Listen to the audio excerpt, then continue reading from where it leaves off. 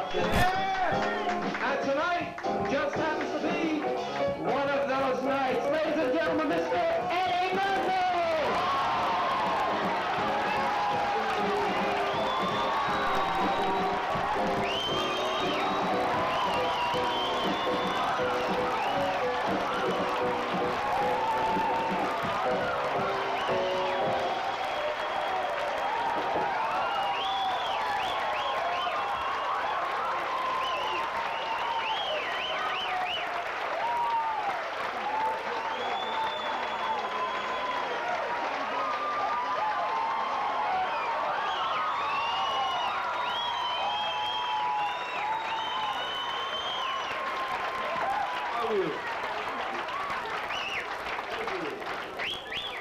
Very, very much.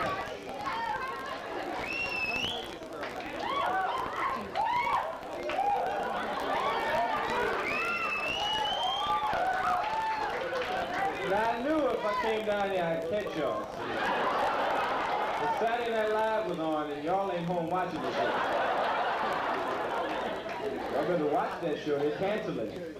Then I'll be walking the streets next year. Come break in your house on Saturday night. This is nice. I haven't been on stage in about 2 months. So if I start fucking up, just smile and pretend it's right. Oh, how long have y'all been in here? Really? When did the show start? This is late night comedy. Waiting on you! Hey, just relax. I don't do requests and people scream shit out. That's where shut the fuck up. Just relax. We're gonna do some difference. We're gonna do some stuff. My name's Eddie. And I do comedy. Eddie Murphy. How you doing? Plaid shirt, huh? How long have you had that shirt? My shoes is jamming. That's an ugly shirt you got on. You don't like my shoes? Joe Piscopo said they faggy shoes. There's nothing faggy about Murph, though. I'm not homosexual. Someone asked me was I homosexual the other day because they never read about me and women in papers and shit, but I am not gay at all. I am very straight. I'm afraid of homosexuals. I have homosexual nightmares.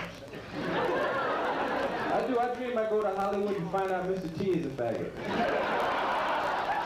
It's scary too because you be walking up to people going, "Hey boy, hey boy, you look mighty cute in them jeans. Now come on over here and fuck me up the ass. Come on. I'm gonna bend over now.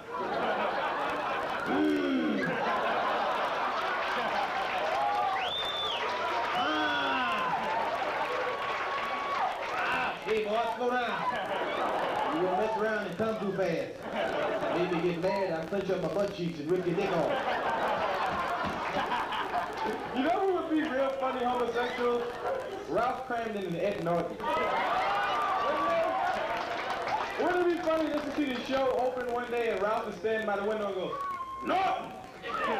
Norton, pal, come on down, I want to show you something." Hey, Ralphie boy, what do you say there, pal of mine? You know, Norton, I've been watching you.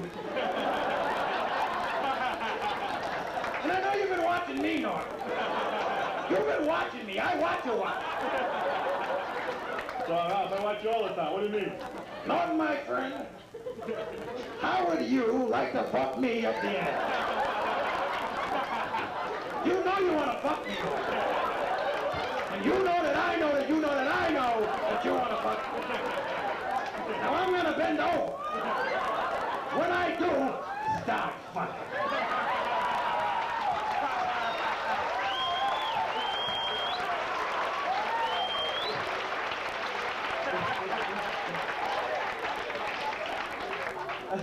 I kid the homosexuals. let's say homosexuals. But I don't mean anything by it. I don't hold anything against homosexuals because they are homosexuals. A lot of people are now because there's this big AIDS scare, which is very frightening to straight people and to homosexuals. That shit is very scary. You know what's scary about AIDS? You die from that shit. That's a very serious venereal disease. It ain't like in the good old days where you get gonorrhea, go get a shot and shit is cleared up. You die from this shit. Remember in the good old days you get gonorrhea, then they came out with that herpes shit? You keep that shit forever like luggage. And now they came out with AIDS, you just keel over from it. I say, what's next? I guess you just put your dick in and explode.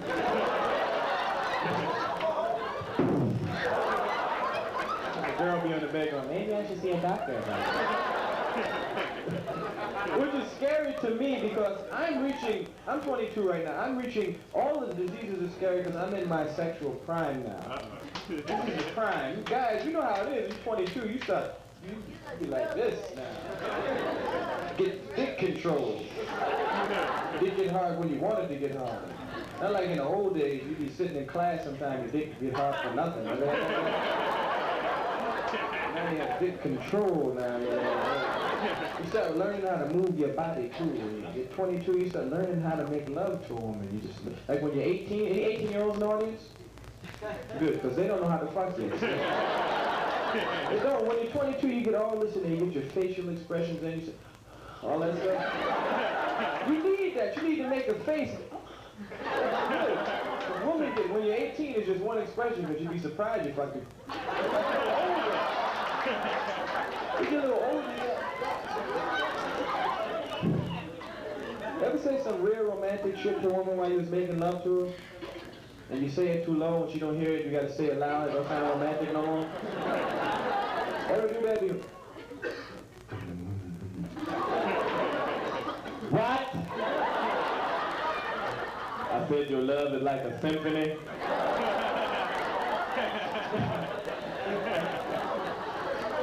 It's hard to find sometimes when you're 18. I remember times when I was younger, I couldn't even find it. You be down there searching hard too. And you don't want to let on to the girl, you don't know where it is, so you be moving. Ever try to just fold your dick up and mash it in there? Your dick be sliding down and the girl be going, that's not it. Any problem? No, ain't no problem, baby. You got a shoehorn or some shit like that?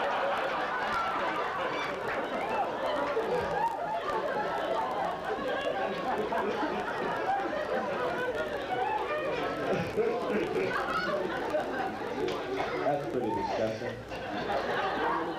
I like to talk about stuff like that. It's very warm in here.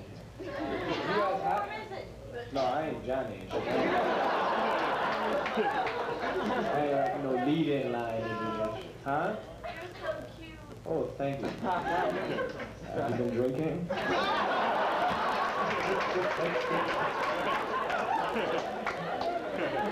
Yeah, so cute.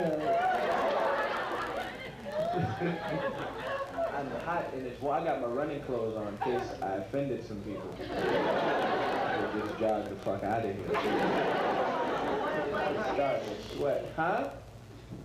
Ooh, she said some nasty shit. What'd she say? Do I want a white what?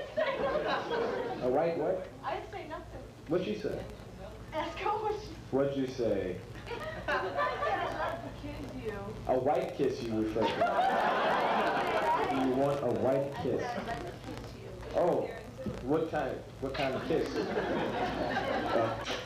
One of them slob being ready.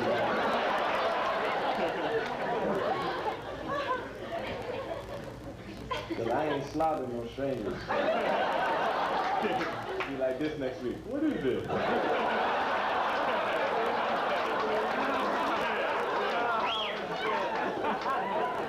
That's nice, being entertainer. Women like that. Women just now, because I do comedy, I guess in the TV show, women just want to kiss you and shit like that's nice. Because in the old days, women didn't want to kiss me. I was just walking. I used to, hey baby. Don't do that to women on the street. Go. Then when they don't turn around, you go, fuck you then. Yeah. You ain't really fine, bitch. I used to be one of them. And And now I do the TV show, women be throwing pussy like frisbees on it. Hey! Thank you, I appreciate it.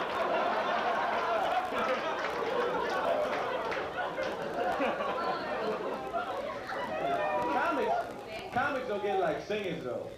Singers get all of it.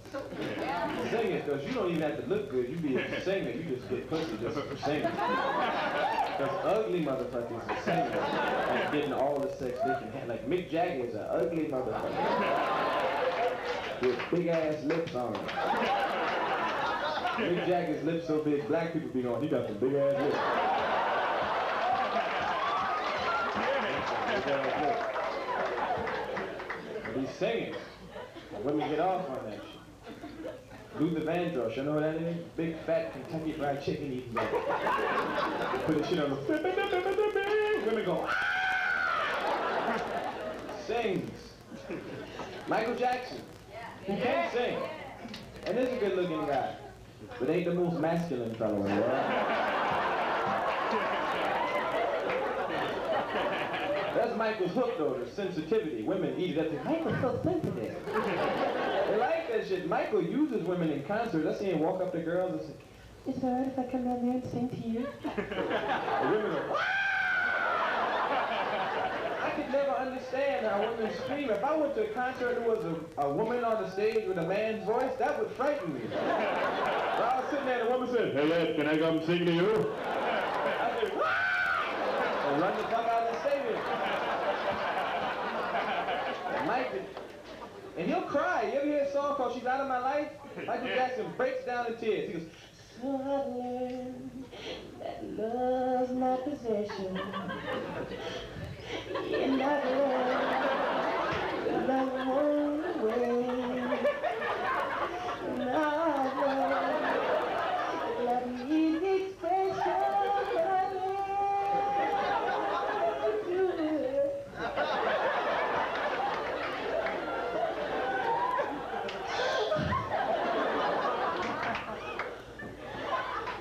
Tio, get me some tissue."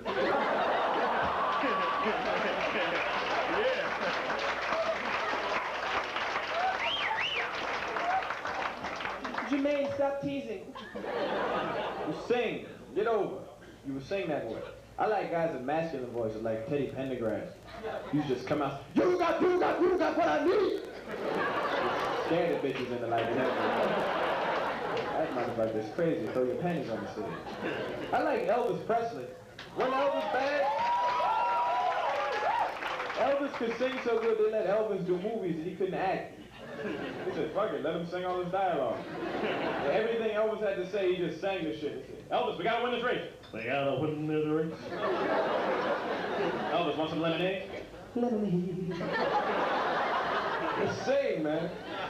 They let him sing when it was over.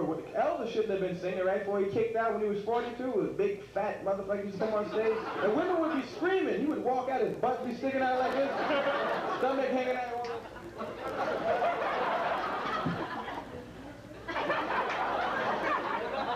I've lived a life is free. I've traveled each and every mile we go more. Was violence. Excuse me.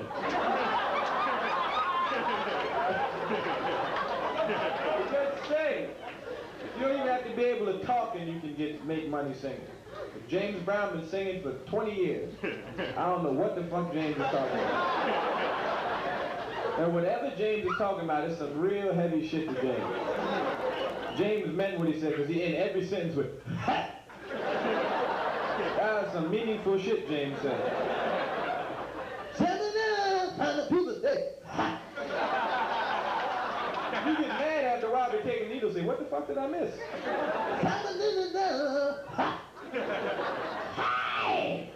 That's a James Brown lyric. He wrote that shit. He was sitting down one day and said, "I need a word here." That's pretty good. That rhymes with everything. Love. Yeah. All the songs sound the same. People go, "Time about, time." Calling the people say, "I want a mind, send them you." Ha! Let him. Time to know, time about.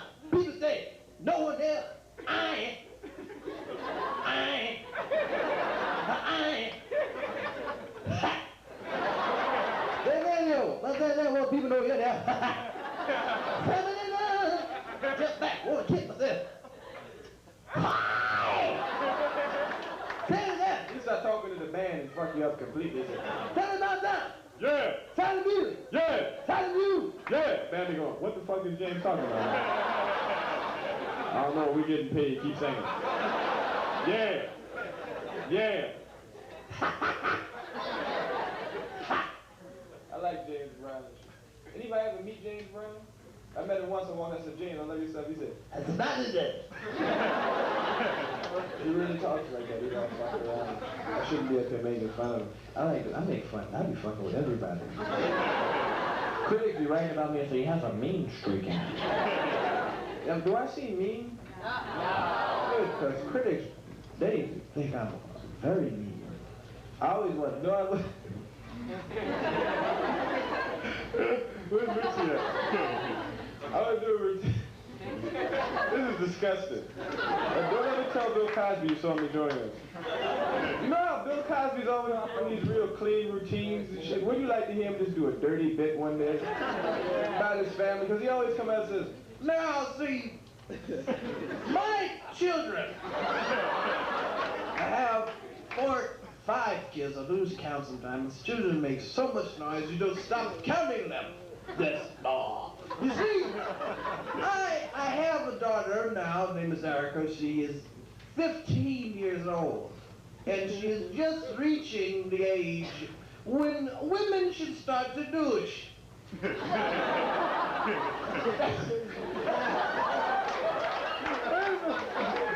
other day, I was sitting in the living room with my wife, Camille, watching television. And I said, because Erica was sitting also, I said, Camille, what is that smell?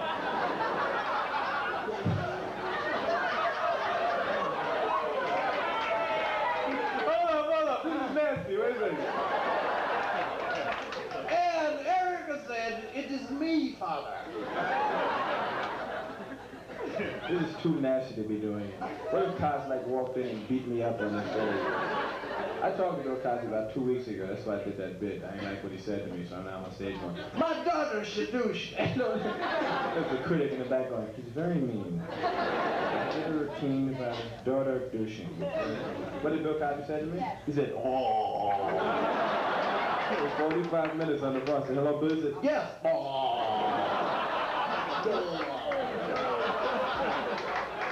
Beautiful. That works and shit. If you just run out of shit. I seen Bill on the Tonight Show give monologues and don't say shit. Just come out and go, this, you got my habits all. We'll be right back. And people clapping shit.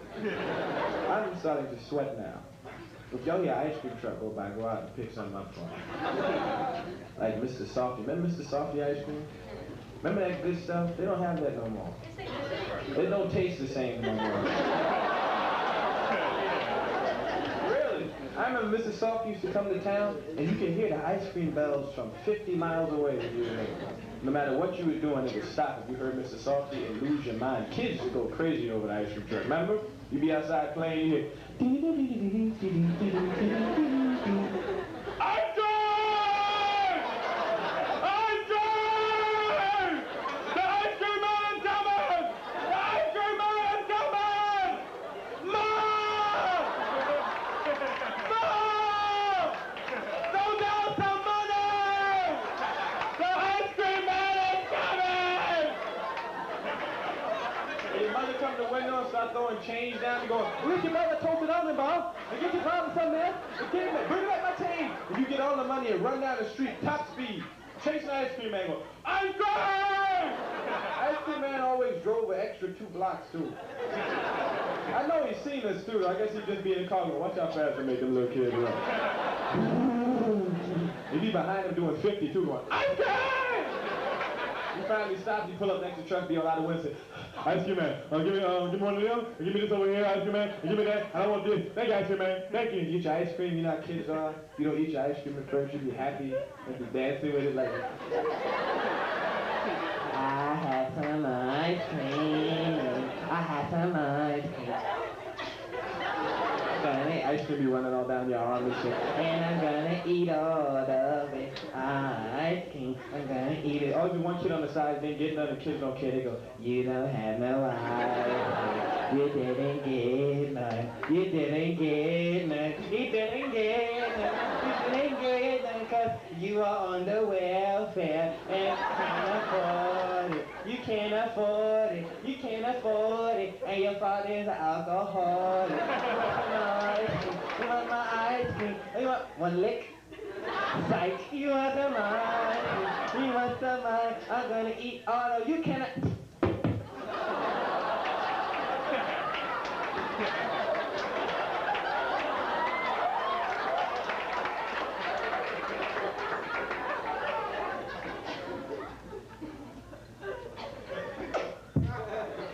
I kiss it up to God. Anybody would do that? To be shit hanging all over your ice cream you eat anyway. You don't care, because it's ice cream. You eat shit off the ground. Unless your mother catch you doing that, though. She made you put it down. One says, put it back on the floor. You drop that shit. I wasn't going to eat it. My mother, she caught me doing that. Anybody have them mothers that would hit you with a shoe? My mother would throw shit at me. She would throw shoes at me. After like 20 years, man, my mother became like a shoe artist. Like now, my mother's like Clint Eastwood with a shoe. If she walk in the room, you fucked up, it's like...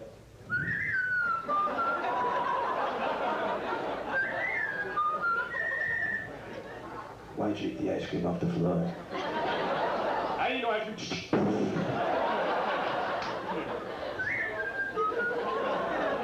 You be doing 5 different things too. Be on the telephone with my grandmother, had a phone like this and be cooking, you be over there messing up, you go, hold on a second, Mom. Accurate. And God forbid you be like, your mother be like dressed up and have them high heel shoes on. And get ready to go out, because then she get boomerang action going on there. Fuck you up in another room, you don't even know it hit you. They can hear you fucking up because they got that mother hearing. That bionic woman should be in the door. So wait a second, baby.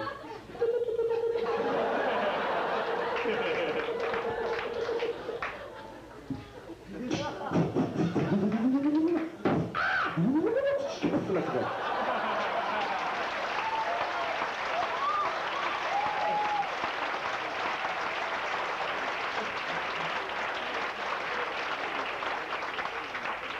Well, I didn't see you two guys here. I would have started with you guys sooner. So you enjoying the show? All y'all got your hats on. He's cool, he got it to the side. He's like... What's your name? What? Charles. You getting married? Really? He wants to trade places with me? I think that'd shake up your fiancé. And I come whip out the shaboink and she'll faint. Whip that shit out and say, Baruch had to know this, baby.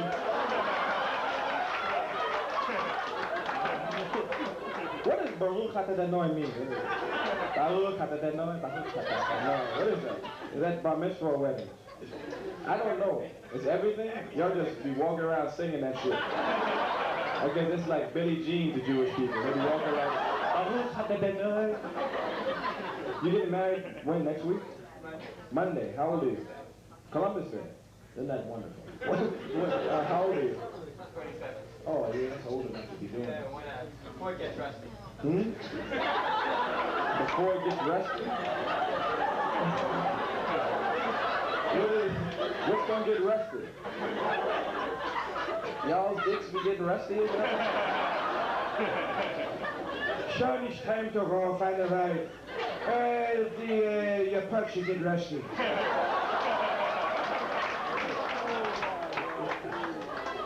What's your name? Morty.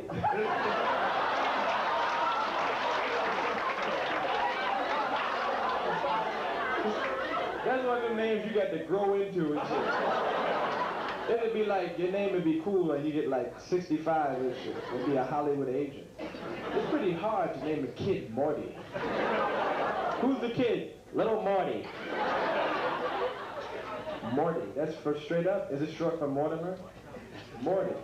What's your name? Ira.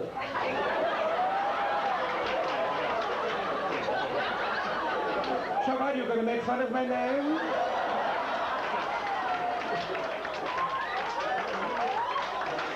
Are there any Jewish homosexuals? That's pretty funny. Hello, how are you? Oh, thank you. My dish was getting so chapped, too. My mama? My mama? Shove it up your cunt, lady.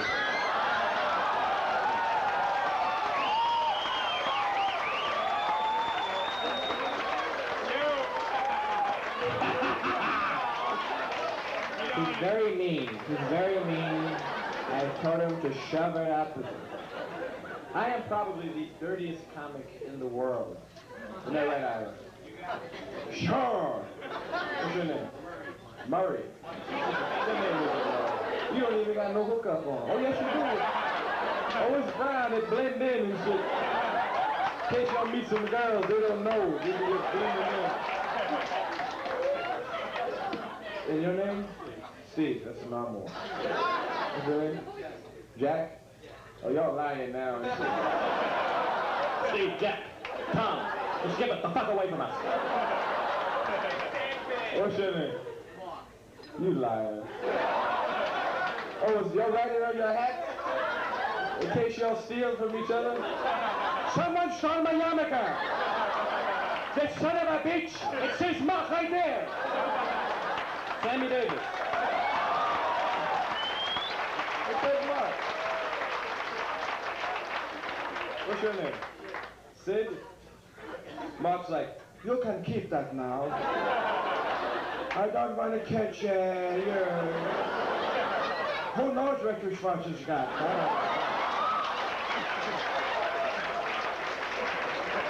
You'll keep it. It's yours. It's a gift from me. It's a gift. You got a little bobby pin on it? Why, y'all be running and shit? Y'all be playing ball and running, y'all don't want your shit to fly off. Wait a minute, my yarmulke fell off. Like Frisbee.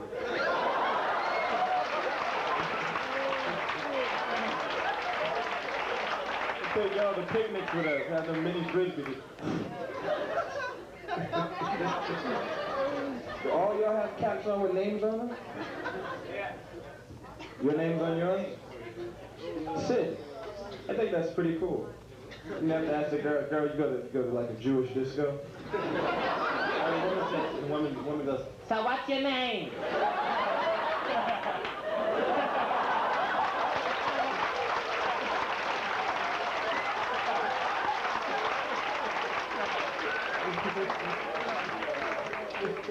Do you have like Aries on the other side?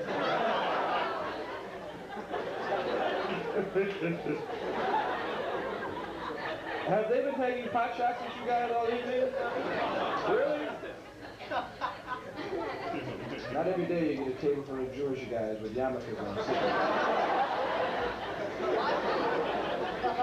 There's a hair in my soda. They didn't charge me extra? You guys. So crazy. That's not true what they say about Jewish guys, is it? It's like, which one? They say a lot of things. Y'all aren't thrifty, are you? How much is a check?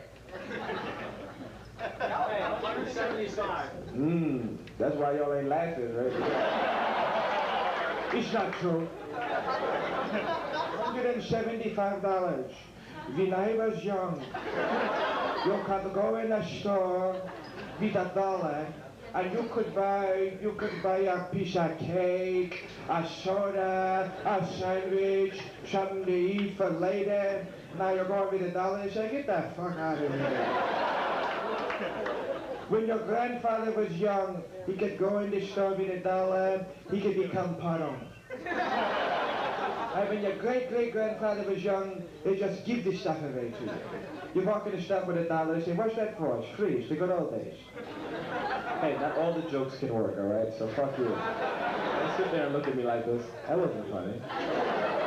That would be funny, like if people laugh, if when the joke wasn't funny, the whole audience just did like this. I think, another soda? Is there hair in this one? Good. I don't know whose hair that is. That's pretty nasty to have your shit up to your lip.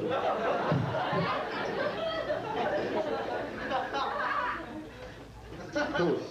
Hey, toast. Up with the glasses. From the heart. Hey, to black supremacy.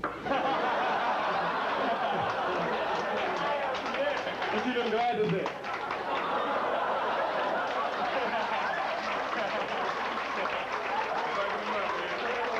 What is that guy, a nut? What, is he crazy? Hey, who's voting Reggie Jackson? Nobody? That's fucked up, man. Y'all should try it, because Reagan fucked shit all around. And Carter fucked shit all around. Everybody's fucking shit up. Y'all might as well try it, brother. You can't do no worse. Presidents have been fucking shit up since, think about it. When was the last time we had a good president? See? George Washington? George Washington was a fucked up president. Straight up, you don't hear, he's just the father of our country, but George was fucked up. He was fucked around, owned slaves and shit. George? Yeah, his father was like smart. All these people. Oh, he's the father of the country and jail, brother. Oh, you're so funny. You're the funny one. You're going to the comic strip. Bring Ira, he's so crazy.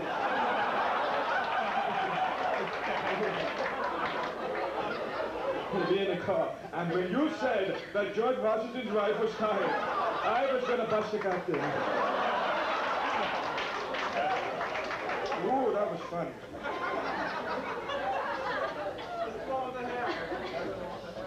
No, this is the one with the hair in it. Yeah, it's sunk.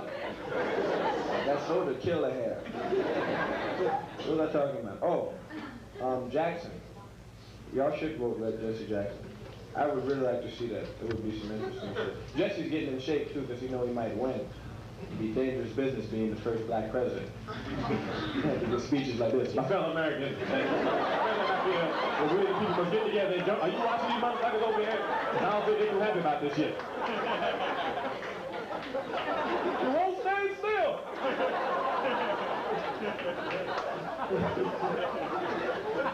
It's scary. I know, because a lot of times, like white guys sometimes like to get drunk and do shit like that as a booth, vote for the wrong dude. See y'all in the booth now go, I just voted for Jesse Jackson. I'm fucked up. The next day be like this, what, he won?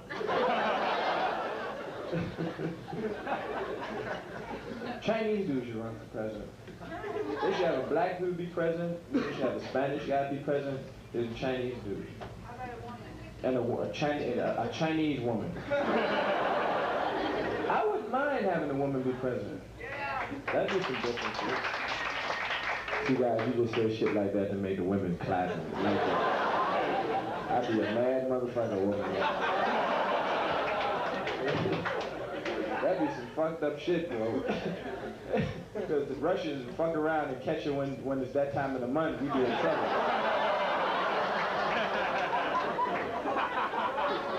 Let's fucking fight.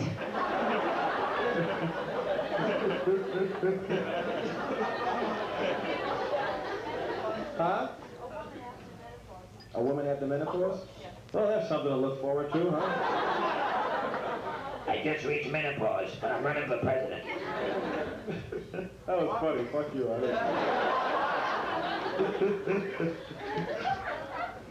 That would be interesting. A woman president.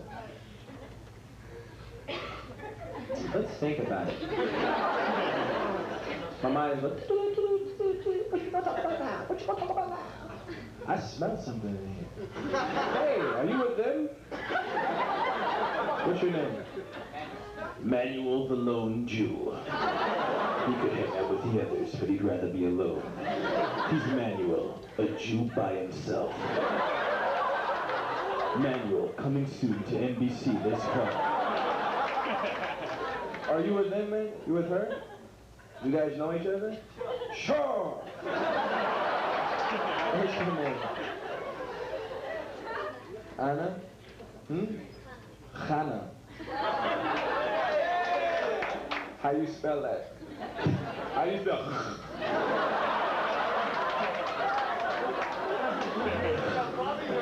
How you spell it? With a W? How do you spell it really?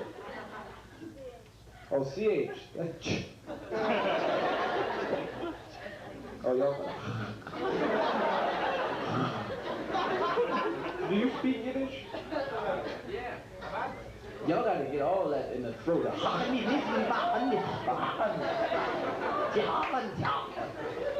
It don't sound cool. Like French sounds cool. Like you can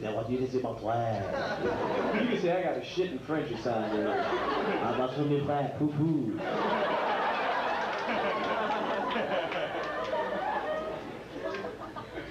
Chinese are fucked up language. I feel sorry for Chinese people too. You ever go in a restaurant and just make fun of them for nothing? They be real nice too. You just walk in the restaurant, they take your order and you leave, you go, oh, what you doing?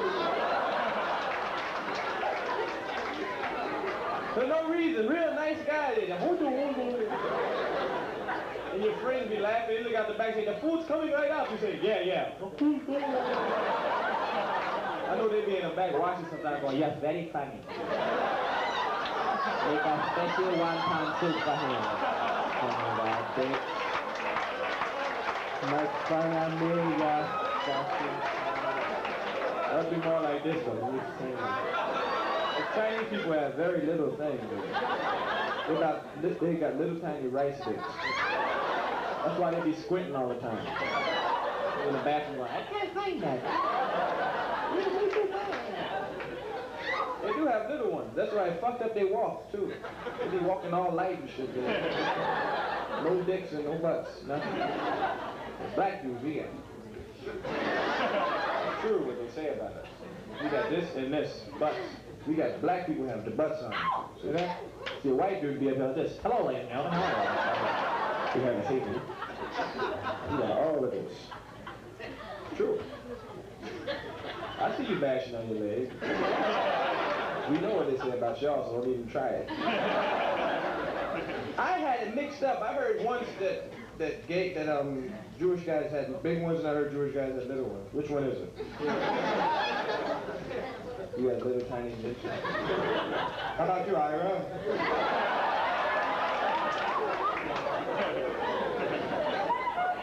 You're a little heavy set, Ira. We all know fat guys got little tiny bitches. You're fat, that makes it this big. Be in a shower like this. How are you looking at? $100 what? So you betting me? But I'll take the bet. We'll be up here whipping our shit out.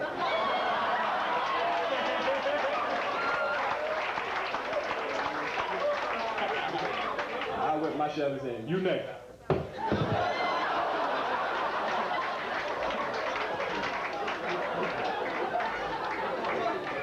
Oh, you guys had like one drink apiece. Y'all some thrifty motherfuckers. Nah, but I see like one glass for everybody. Yeah. Oh, yo. Bill, everyone over one. You take the bill. Sure. You want the bill, you have it.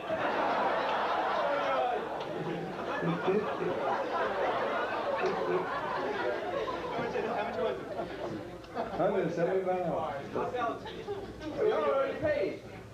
You can give it back to me. Y'all gave the girl a $2 tip.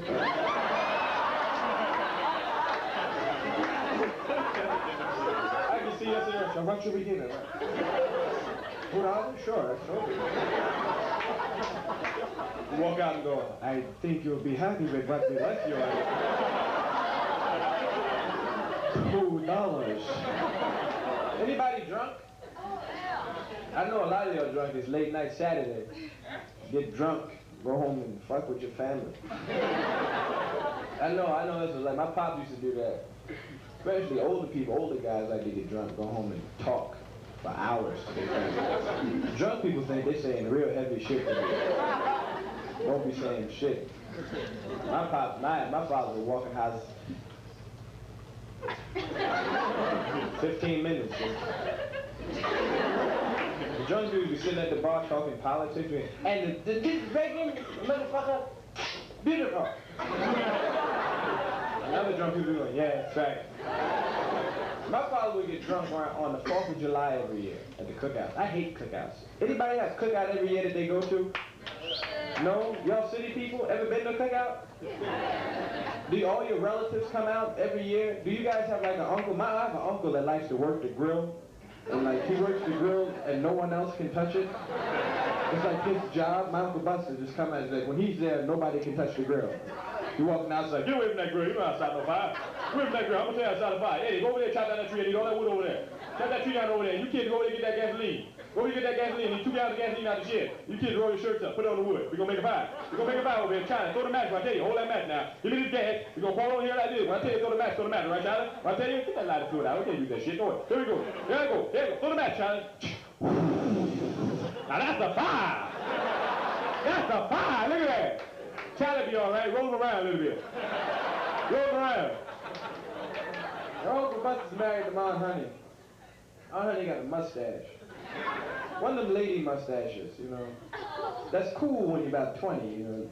Your guy, your boyfriend say, you have a little mustache. And y'all giggling. Then you get about 40, the lady start looking like Peter Ustinov. Big thick shit over there. And it's not quite as cute anymore. And your kids, the kids are, I was petrified of Ma and Bunny because she had a mustache. Kids don't understand shit like that. Ma and Bunny walk in the house. You ever have one of them relatives you were just scared of? Ma and Bunny would always want to kiss me too. And be like, where's Eddie? I won't give him a kiss. I go,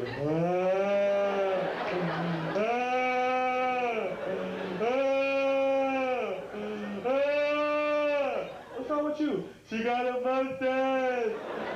My mother goes,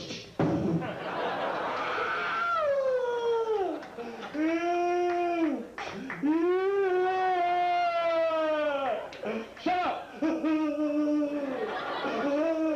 I said shut up!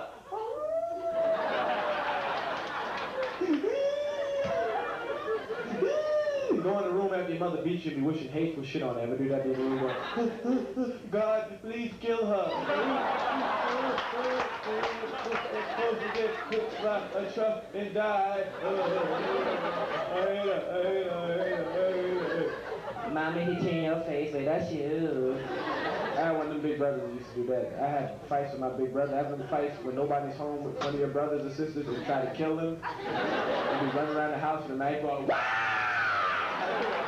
They run in the room, you be taking a knife, putting it on the door going, I'm gonna kill you, motherfucker! That's the relationship I had with my big brother. Then my pops would stop talking at the cookout. My pops always be fucked up on 4th of July, talking that drunk man shit. Just stand up for no reason, he said. It's my house! And hey, if you don't like it, you get the fuck out. Cause I pay the bills in it, the motherfucker, beautiful. And hey, you can kiss my ass. I own it. And sure I'm drunk, but let me tell you something. I'm sitting in my kitchen, drinking out my liquor, out of my motherfucking glass, in my house. So if you don't like it, get the fuck out. Yes. Then he attacked the whole family and said, Buster, come here. Ask a question, Buster? Ask your question? No, seriously, Buster, come on. Why is the fire so big? Why is the fire so big, Buster? The fire doesn't have to be that big. No, it's ridiculous. I'm cooking hamburgers in Frank, Buster. I'm not cooking the motherfucking Brontosaurus burger. This ain't the Flintstones, goddammit. This is my house. Look at Charlie standing over there with 30-degree burns on it. Eating a goddamn Frank. But you always take things too far. Why? Why? Tell me about it. Why? Hold a second. Eddie, get this dog away from me, please.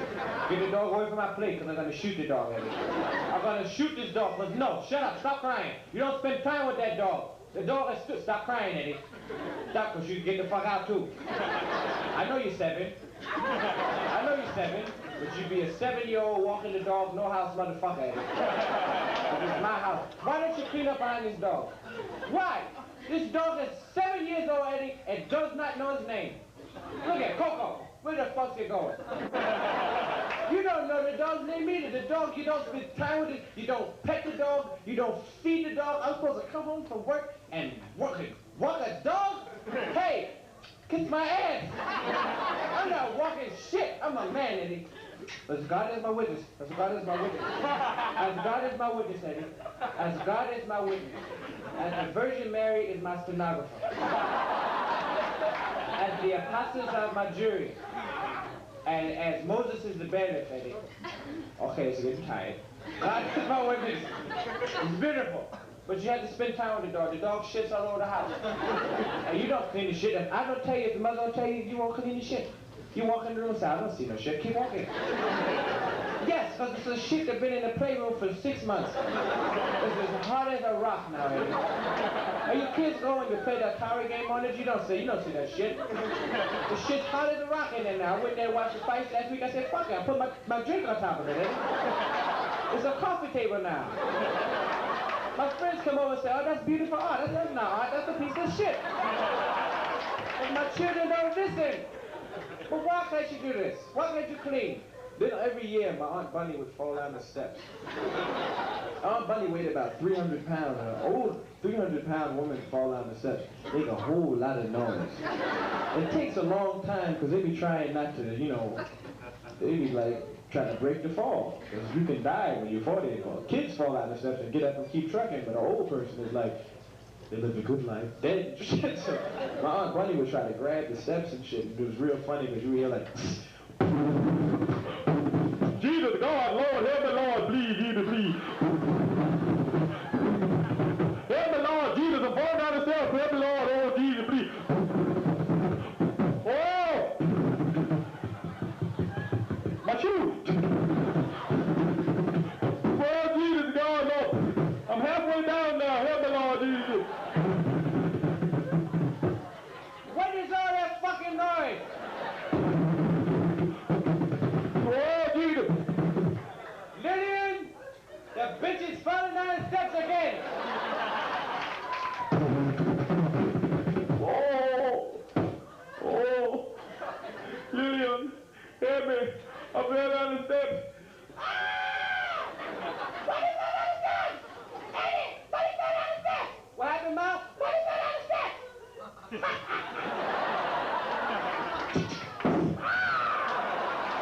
I heard it.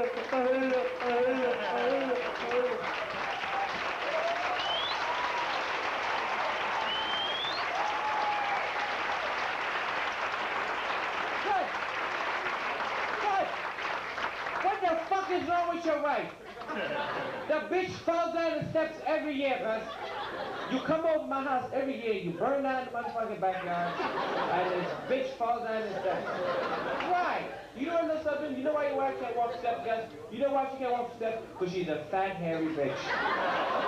Yeah, and my children are afraid of your wife. Eddie is scared of her. He's afraid of her. She has a mustache, that's why. He got, Gus, I swear to you, I walk in his room sometime and he's screaming and crying in the middle of the night. I shake him, I say, what's wrong? He say, Aunt Bunny is coming to get me. He has nightmares about your wife. But she's a monster-looking bitch, that's why. Let me tell you something, Gus. I figured out where you got your wife from. I figured out where you got her from. But you told me that you met your wife on a camping trip 20 years ago, and your wife was Puerto Rican. Your wife is not Puerto Rican. I figured it out. And you had me fooled for a little while, because I met her, I walked up and I said, hello, I'm Bernie, good to meet you. You said, hello, I'm Bunny, Goonie Goo Goo. What the fuck does Goonie Goo Goo mean? I don't know what the fuck Goonie Goo Goo is. I thought I learned some new Spanish shit. I walked up to my friend Sanchez, I said, Sanchez, Goonie Goo. He said, get the fuck out of here. Because I don't know what it is, and I figured out where you got your wife from. Your wife is not Puerto Rican. Your wife is a Bigfoot, isn't she? You motherfucker, you went camping and you caught that bitch and shaved her down and you taught her how to speak. I'm not a fool. How can you bring a Bigfoot in my house, Gus? She's a Bigfoot. She is, because she can't even walk a flight of steps. They don't got no steps in the jungle. If you live in the project, you take the elevator. She can't walk steps, Gus. I bet she climbed the fuck out of Cheeto, don't she? She's not trained well, Gus. And your little kids, your children, they have Bigfoot too. Because the motherfuckers is 7 years old, they got afros 15 inches long. And big ass motherfucking monster feet, just like their mother. They are Bigfoot. They can't talk. You know when I figured I took them kids fishing? That's how I figured out your wife was a Bigfoot. Because I put them in the boat, I put the worm on the hook, and we were sitting in that boat last week. Last week. Jesus is my witness. Jesus is my witness. We were sitting in the boat. I sat in the boat for 2 hours with these kids, and the kids put the hooks down and slammed their face in the water. And I said, what the fuck are these fish? And they start moving their heads like this, and motherfuckers come up with fish. I jumped back and said, can you believe that motherfucking shit? Then the kid took the fish out of his mouth and looked at his brother and said, gooly goo goo. Normal kids don't do shit like that, guys. I'm gonna tell you something though. You can take the motherfucking fat, hairy bitch wife and pick up and go and get these hairy ass kids and go upstairs and scoop up that hard shit out my face. And take Eddie and the dog and get the fuck out of my house. And if my wife don't like it, she can get the fuck out too. You missed me, bitch.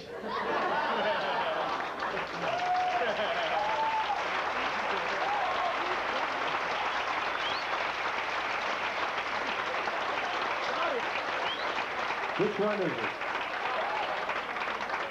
Nah, y'all lying now. That's it right there. Well, there's some other shit in here.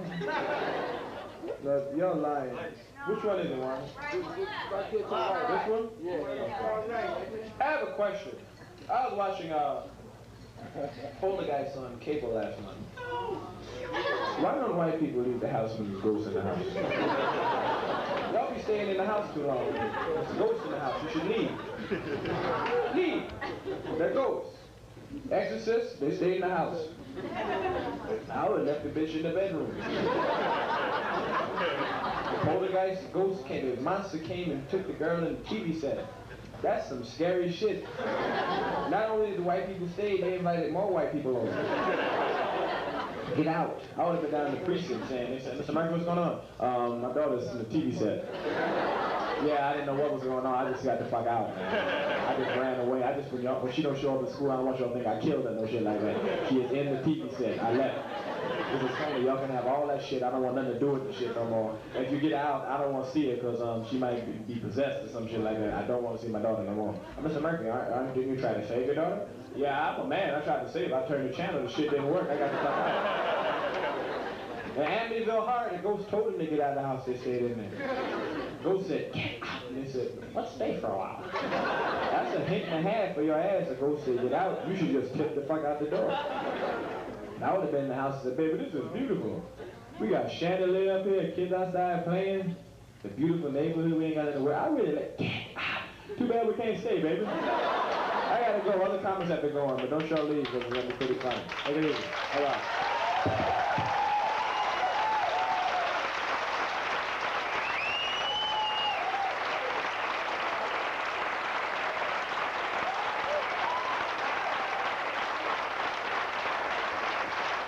Needless to say, Eddie Murphy!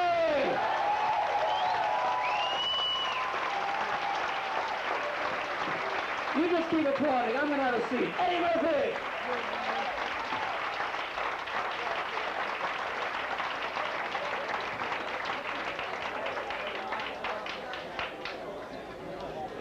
All right, do I take care of you or what?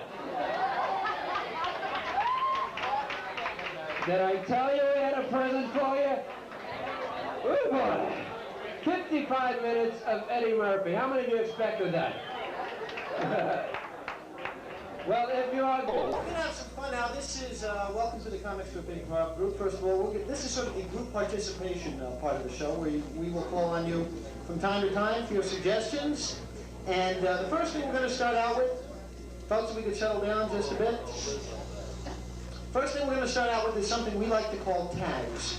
And we need 2 actors on stage, first of all, and what we will need from you are 2 physical positions for these 2 actors. And what will happen is the other actors will, from time to time, come onto the stage, tag one of the other players, and continue the scene according to the previous physical position.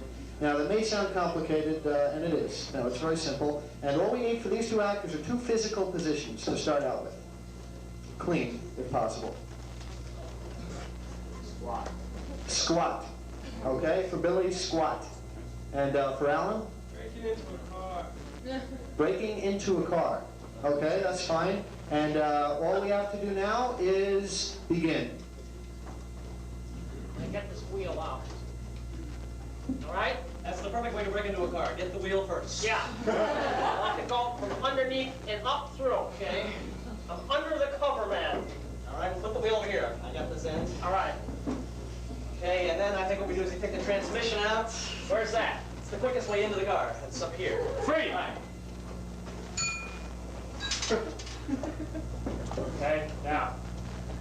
Spin around, that's it, go. Around like that. Okay. And that's what we call a Lindy Hop. Lindy Hop? Yeah. It's a great dance now. It's happening all over This is the thing. Right. This Freeze!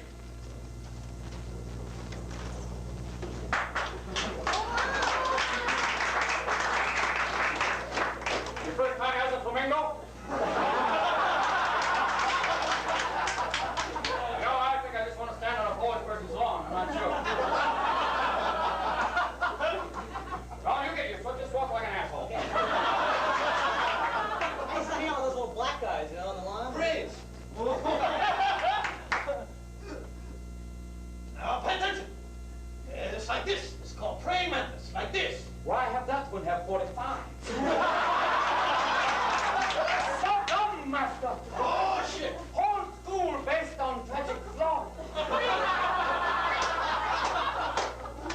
Baby, it's gorgeous. It's just gorgeous. What can I say, darling? I did it for you. And if I really did it for you, then you believe everything I say. Sit down, make yourself at home. When I get to a Campari and say, I'm sorry, oh shit, I forgot the couch. Oh, what can you say when you ask for a cent interior design? Whatever. You know, look at these, look at this thing, look at this. Look, take a look at that view, dear, if you just catch my drift. Oh, sugar, it's amazing. Honey, don't call me sugar, I'm hypoglycemic.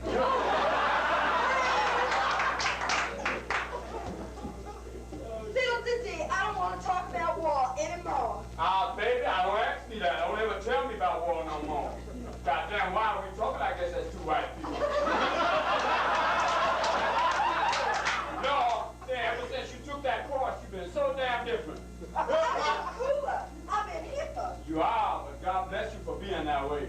I have something I want to ask you if you don't mind.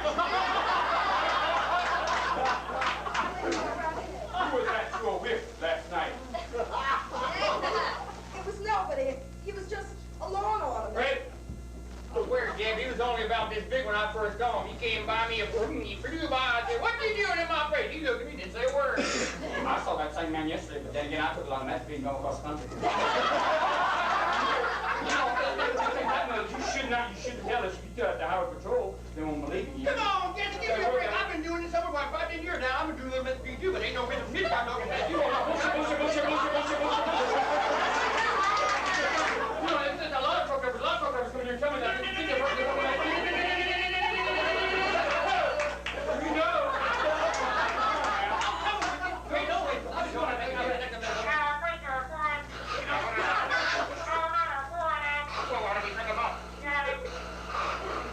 I'm losing it.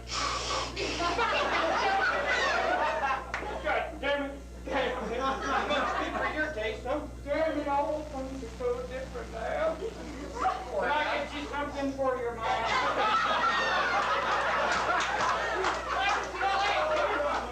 You ought to know you're my brother, damn you. Just because Daddy knew Mama too well. You know what? Don't you tell that Mama was Daddy's sister.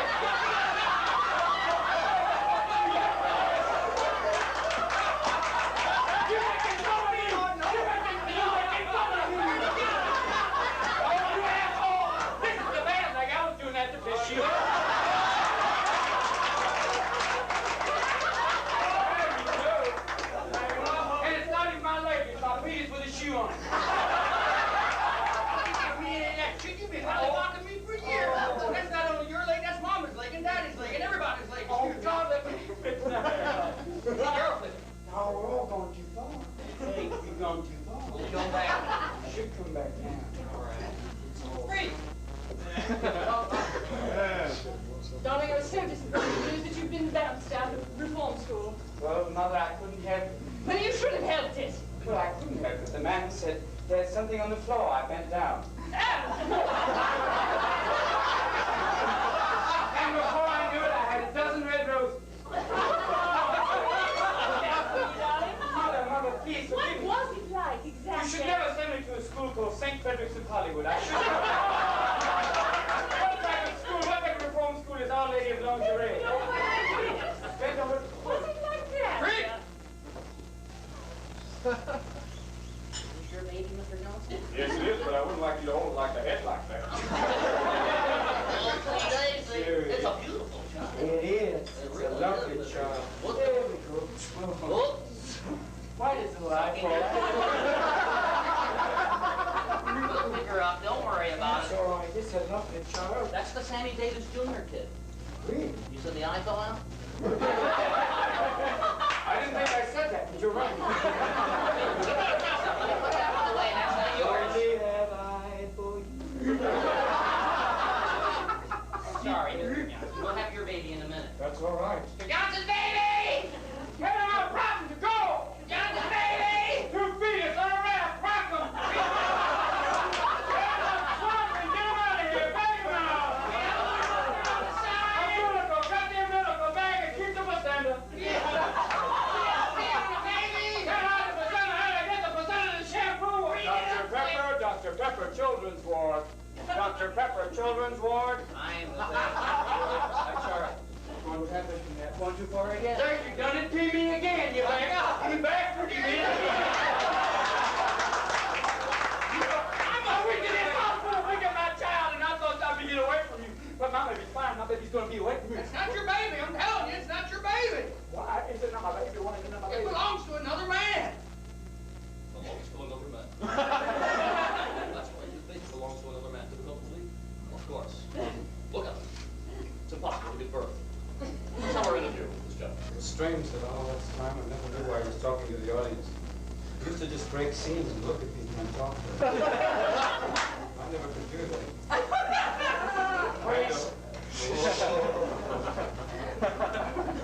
Did you say someone broke scenes? That's more like breaking wind there than breaking scenes. God forgive us if you let the match. You can kill us all, you fool. I can do that too. Monsieur Laperle, wait.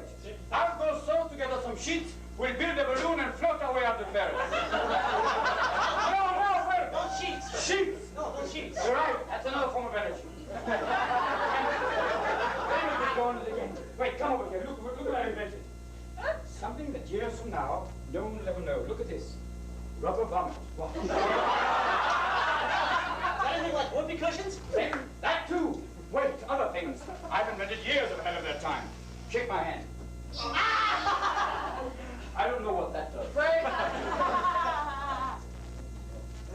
I'm telling you, Clem, clothes got to be your life. That's why you don't go out much with gals. Clothes got to be what you're living for. I can't stand the fact that a woman could tell what religion I am. You got to You can see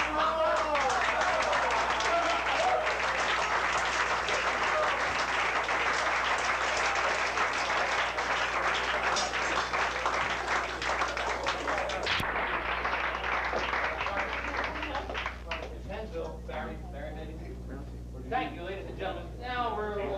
How many chairs you need? We need 3. 3 chairs? 3 plus 9. There are 4. This one should be unemployed.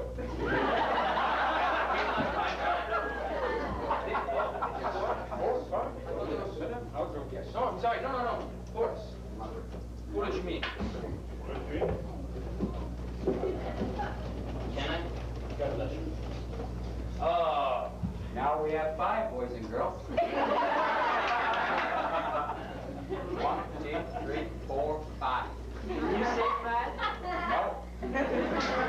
Cinco de Mayo. That's a very special day. That's right. Well, you know, that's the day of revolution. Maybe not. Okay. Good evening, ladies and gentlemen, and welcome to... I can do this myself, thank you. Tell them, exert your power. I'm trying. Okay, ladies and gentlemen, welcome to Historical Perspective. This This evening we have 4 people direct from history. Although these people do not know who they are now, they will know in just a minute. Please tell us, who is Robin? Queen Elizabeth. Shakespeare. Shakespeare. We have Shakespeare. And for Kathy, Queen Elizabeth. Queen Elizabeth. Or Betty Davis. Stalin. Robert? Stalin. Danish mermaid. Joan Crawford. I think it would be nice if he was a guy. Stalin. Stalin. The Ripper. And for Wayne? Stalin. Eddie Murphy. No, that's not historical. Just teasing. Yogi Berra. Yogi Berra. I don't think Alexander the Great.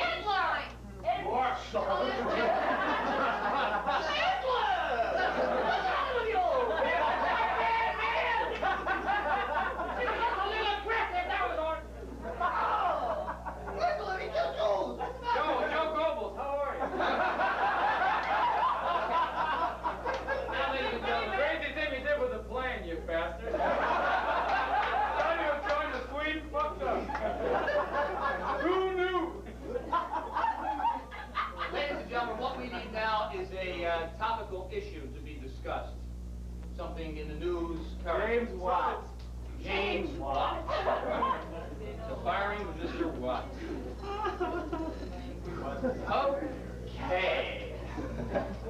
We're going to ask our particular people out of history their viewpoint on our issue today, which is the firing of Secretary of Interior, or resignation rather, Mr. James Watt. First, we have an illustrious Mr. Hitler with us this evening. Mr. Hitler, excuse me. Yes. From the woman who gave you who you are, in fact. Hopefully, we'll have ways of dealing with it. Apparently. Mr. Hitler, what do you feel? Just call me 80. 80. Okay.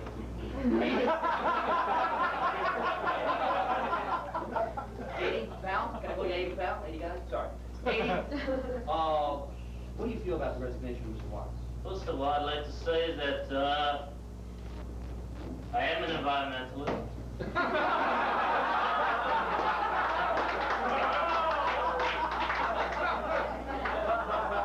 As most of my colleagues are. That's all. So there's no second of all. Well, Mr. Watt, of course, is somebody that we like to look up to when he's going down. Thank you very much. Now we move on to Jack the Ripper. By the way, it's a pleasure meeting you.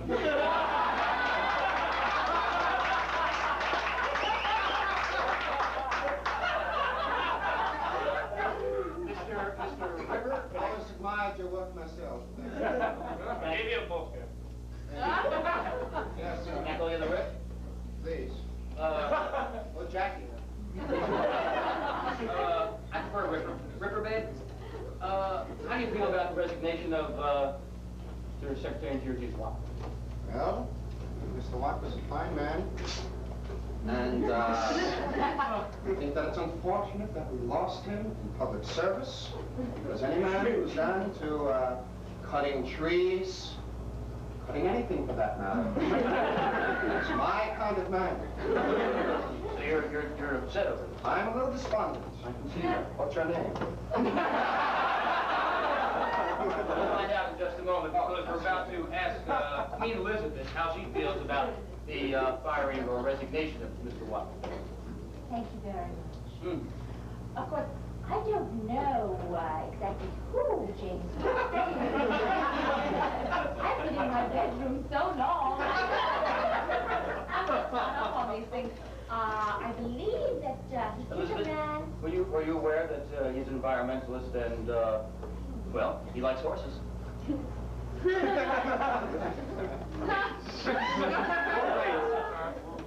Well, Catherine used to, What's got to do? Continue. All right.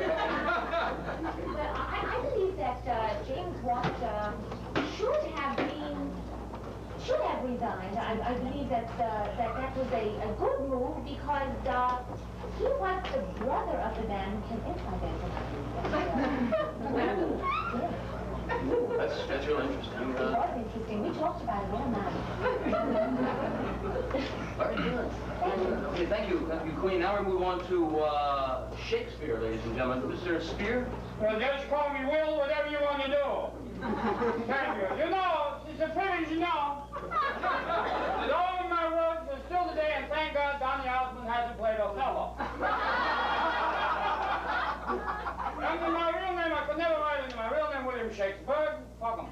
Wait a minute, did you say Shakespeare? Maybe I did, Mr. Smartass bastard. What, are you going to look like Chaplin? What is this shit up here? No way! Aggressive, you bastard, you bastard. You never make a play. Look at that, you can't even say your own goddamn Schickelgruber. How would that look? No, no. William Orton, you short in your name? No way! Willie, I'd like to get back Excuse me, pardon me. I'm sorry. Excuse me, I got upset. I'm here with Liz. I love you. Thanks for financing the play. Did you know that Mr. T was doing Iago in no, I'm hoping this is not true. I'm hoping this is not true. But God bless him anyway for trying. When I wrote that play, the first play, Hamlet, it was originally called Chucky and Disturbed Boy. And then I got fooled by that. That whole last, I decided to make a little more lasting by, I said, hum.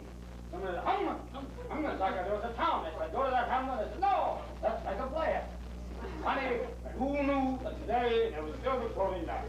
Back to Mr. Watson. And also about the famous speech, to be or not to be. That was my room number, to be. You used to knock, remember that you knocked on my door, is this to be or not to be? I was a catchy phrase, most of my plays, if I can... Shut the fuck up, I know you. We have to cut you off at some point. I hope not literally, I know you too well. You know, in her day, when there was heads of state rolled, they really rolled, you know what I'm saying? Remember, apparently you have an opposing viewpoint to Will they? Well, I had one, but I seem to have lost it at some point. Oh, I'm sorry. But, Yes. If we can get back to the issue of Mr. Watt, I've already... Yeah, you seem to be avoiding the issue once again. Oh, and I also know... on me then, maybe.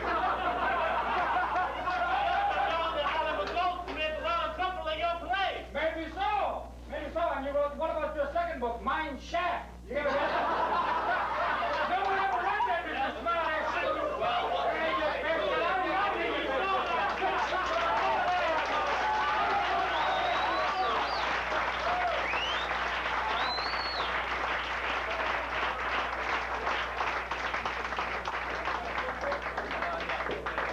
Oh, God. Ladies and gentlemen, we're going to end as we began. You're a wonderful audience, and we're going to work for you. And the last thing we're going to do is what we started off with, as I said, is something called... So, the president's not here yet. Okay, we're going to do something called portraits. It's a little different. No, we're going to do tags. You serious? It's you. Oh, no, it's you. It's you. It's you. Please. You're right, I think it's a you. Put him over them. Put him over them. Grace. And over here we have the letter U up here. This is our letter for today, U. Free!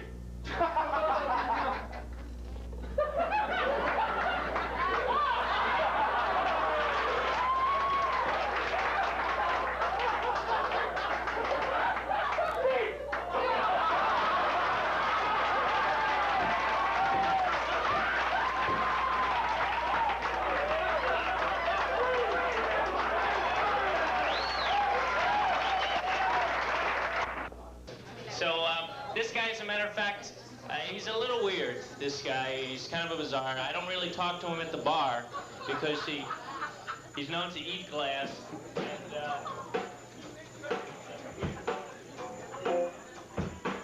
And the rumor was his parents were second cousins, so we're not sure about this guy, but he's going to be on the David Letterman show Monday night. Please welcome Mr. Jeff Altman, ladies and gentlemen. Jeff Altman.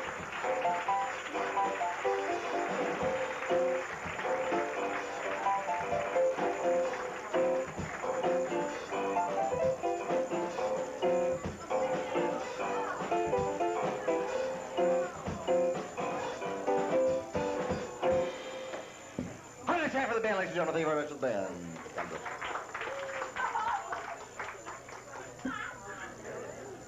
Okay? Okay! Okay. Okay. Well, I finally started seeing a psychiatrist. Tells me I gotta stop punishing myself.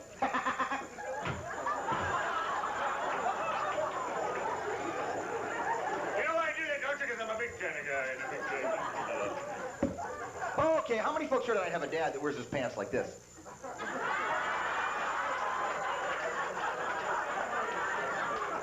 There's nobody, just a belt and a head. Dads are great, though, aren't they? As they get older, they change. You know, when they're young, they're tough. They know they can drop you in one shot. They don't take any crap at all. It's like, Dad, I think I just ruined my new tricycle. I'm really scared now. Look, come here, creep nuts. Take a hike, go to your room, stay there forever. Look, I'm a big kind of guy, and a big guy. But boy, as they get older, they change, man. It gets all different. Those pants start creeping up. They start getting a little scared. They're afraid maybe now you're going to take a shot at them. It's totally different. They get anxious. They don't know what to do. It's like, hey, Dad, I think you just put a dent in your new car. Look, don't give me that bullshit. I'll knock you down right now. I got a crack in the jaw. Son of a bitch, I'll knock you out. What are they doing with those hands in the pockets, man? That's what I don't get, you know? What is that crap? So how y'all doing? Where are you folks from? Oh, that's great. You know, I'm tired of this guy in the 7-Up commercials. I'm from California, and he's here in New York for us. You know, He's a cola nut. Only slightly bigger than my nuts over here. Look at all the little children. You think they're safe? nothing is this fucking funny. He may be selling 7-Up, but we know he's doing some coke, too. You know?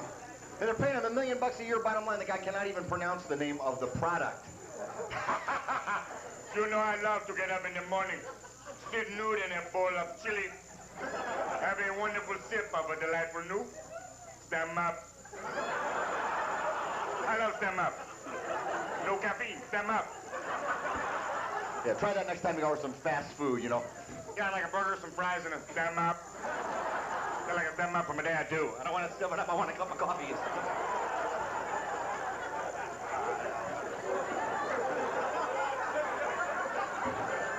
Can't take your dad anywhere. I live in Sherman Oaks, California, and I'm doing a Letterman show on Monday night. If you get a chance, if you're really doing nothing, watch the show. We had the Olympics out there this year. That was really just a waste of time, you know. Half the world wasn't there, you know. How do you get into a basketball game like between the United States and, say, the East Ugandans? Look at the ball! This is ball. These are colonels.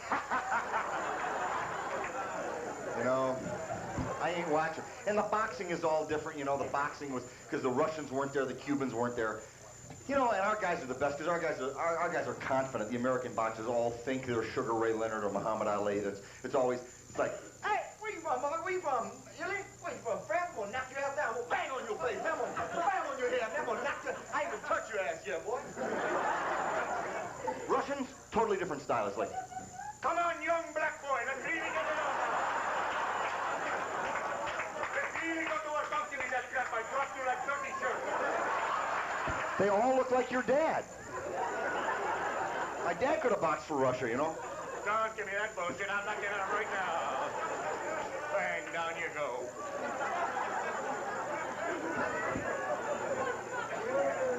I grew up in upstate New York. I grew up in a place called Syracuse, New York, my hometown, and I went to school in Baltimore, down at a place called Johns Hopkins University. You can believe that, man. I got into this place like, you know, it's really one of the heavy-duty smart people walking around with foreheads like B.F. Skinner. Yes, this way to hell. I had no idea how I got in there. It was just like, actually I was a good wrestler. When I was in high school, I was a wrestler, and I used to work on, you know, pump up and stuff. And so I got in on a wrestling scholar. And when I was in high school, I looked like one of these guys.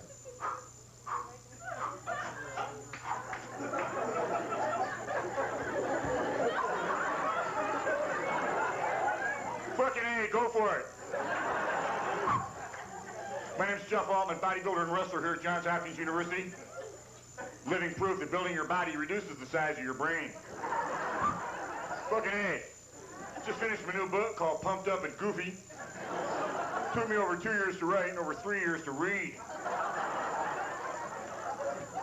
So I got into Hopkins, man, and it was just, I had no idea where I was.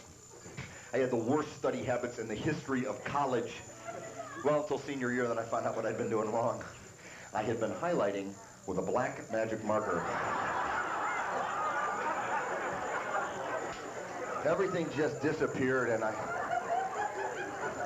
had no idea where I was, man, and I couldn't figure out what my major was. I thought it was history. Every time I go into a class anyway, for the first couple times, the professor would always look at me and say, Altman, Your history. Take a hike. So I declared a major. I said math. So they put me in calculus. I had no idea what calculus even was. I wanted to take something I could understand, something like addition, subtraction. They didn't have this at Johns Hopkins. I sat in calculus for the first 2 weeks. Concepts were doing this.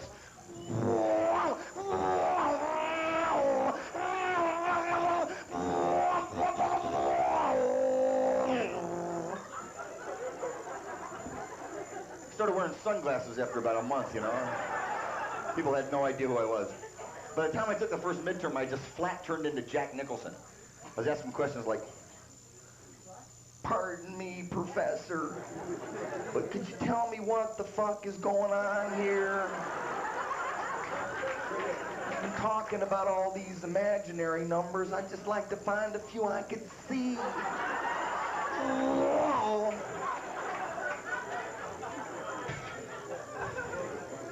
College is great though, man. You get a chance to step out for the first time, be a big fucking guy.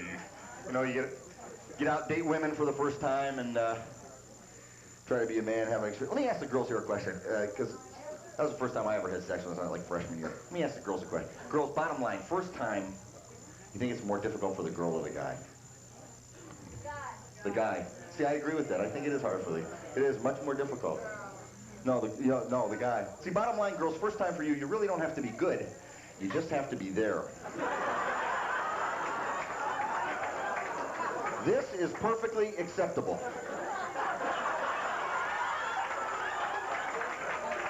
Because bottom line, we're so horny the first time, we're lucky if we make it to you at all. Don't move. Stay right there. Don't do anything else. Just... Sorry, it's all over. The only time I looked like my dad. When I was having an orgasm. Oh, Jesus. I began to think to myself, maybe that's how I was created, you know? Maybe he wasn't pissed off, but maybe that's how he got turned on, you know? He'd call my mother in and do a little dance. Hey, honey, what do you say we have a kid? Oh, Jesus. I'm ready to go.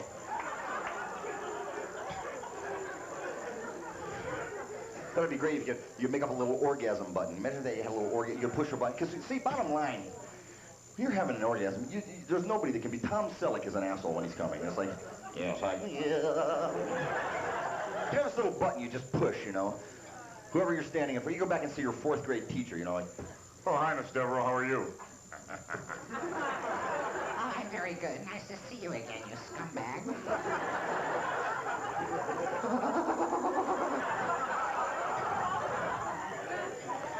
See, bottom line, bodily functions are funny.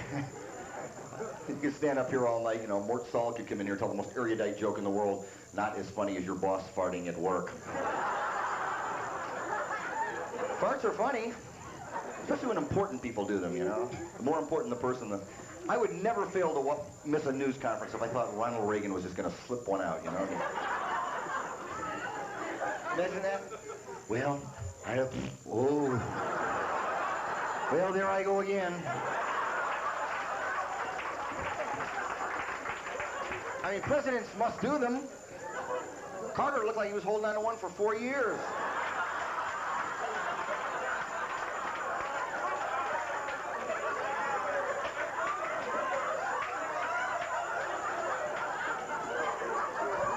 Nixon would have called it to your attention. Good evening, my fellow Americans. Let me, of course, holy Christ, this felt good. God, the power of this thing's unreal. My socks are on fire. Jesus.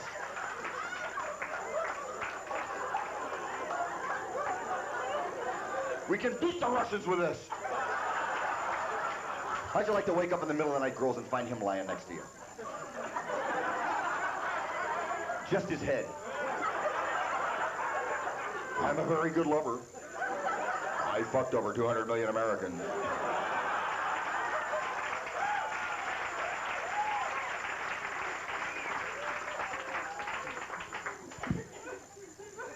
Watching cable the other night. How many have cable? And I was watching, they have these commercials that try to appeal to the intelligent people in the community, and apparently I don't get it. It's just like, had problems with the financial section of your newspaper? Maybe problems with your own finances. Maybe you need the Wall Street Journal. Why not pick up the phone and call right now, toll free 800-557-2000. Or in Nebraska, call. What is that number in Nebraska, man? What are the people there doing? What kind of problems do they have? What are they calling on, the moron line?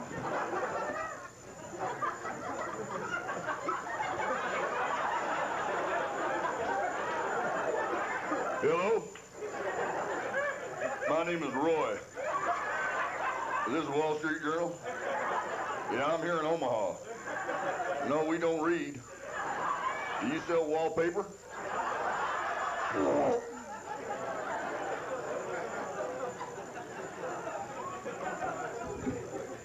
Yeah, I'm hip. Just found out Boz Scaggs is white. Okay. Okay. Drinking in college was something else, man. How many guys are paranoid to go out with a girl for the first time? Oh, bullshit. Raise your hands. I was always scared. I was scared to take a girl out for the first time until I was about 46. No, I still am, and it's weird. I was in college. I went to see this like campus psychiatrist, and he helped me out a little bit. You know, he gave me this little regimen that I still follow from time to time. It's kind of clever. It's a little like Freud, a little like Jung, kind of. What I do is sit down at the kitchen table, get in a meditative position, and pour myself maybe a quart and a half of tequila. Just to loosen up, you know. Just want to get conversational, and not a real good idea, guys, right? Because you go out on a date, you don't know where you're going. It might turn into a dinner date. You go out to a restaurant somewhere, you got a quart of tequila in your stomach. Maybe you order up, get a bad piece of fish. Swimming around in a quart of tequila. By the time your date turns to you and says, Oh, honey, this is so delicious. Let's have some cheesecake now. you turn around looking like this.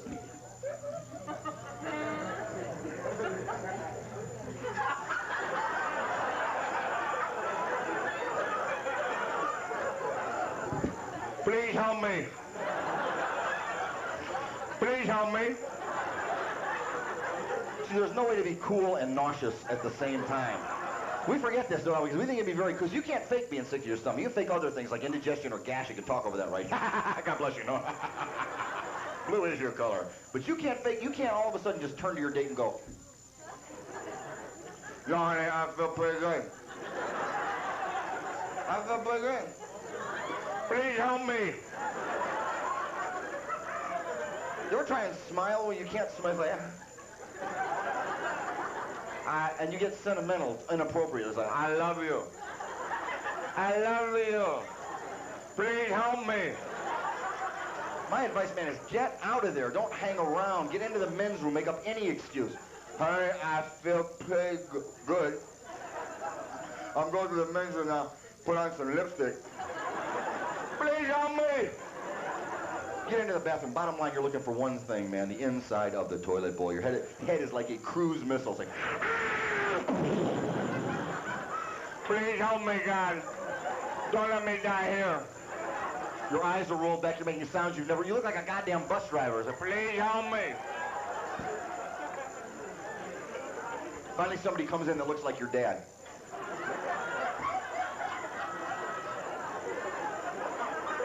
There you are, you bastard. I knew I'd find you here. I'll slap you so hard by the time you stop rolling your clothes, I'll be out of style. Please don't hit me, Daddy. I don't feel good. There's always some guy that wants to take you home. He's like a paramedic. Hey, man, come on, get in. I'll take you right home now. Come on, get in. Take you home. You're sick. I don't care. Do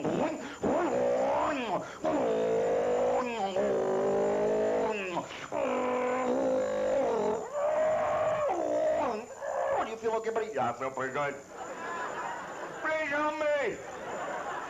And how do you help a guy's got a barf at 110 miles an hour? You've all been in that situation. You're riding along. I don't feel well. Please slow down. Please help me.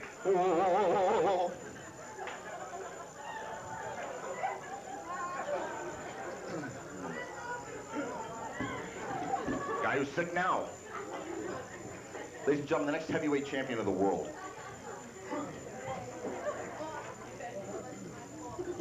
My name is Leonard Moon. And I don't have the brains of a fucking ice cube. I'm ready for Larry Holmes, or even his brother, Mobile Holmes.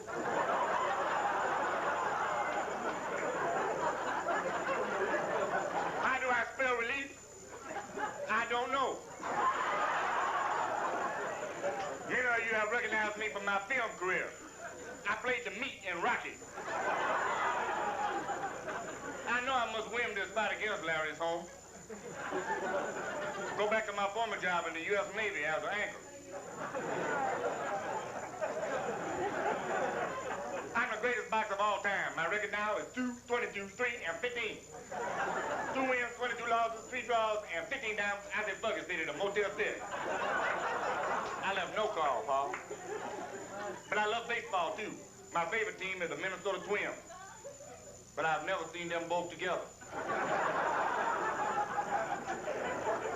Last week I fought exhibitionism with my main man, Muhammad Ali.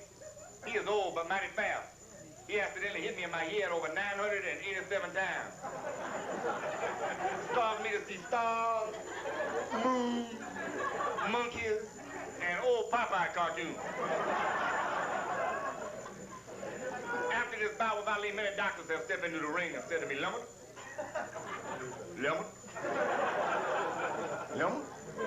Leonard, we suspect you may have temporary brain damage. I said, do not worry about this shit, it is permanent. Still, they took me back to Los Angeles, to that famous hospital, the Caesars of Sinai. There, they put a computer on my brain. They found out I had the exact IQ of Pi. Alamo. Thanks a lot. I'll see you later. Good night.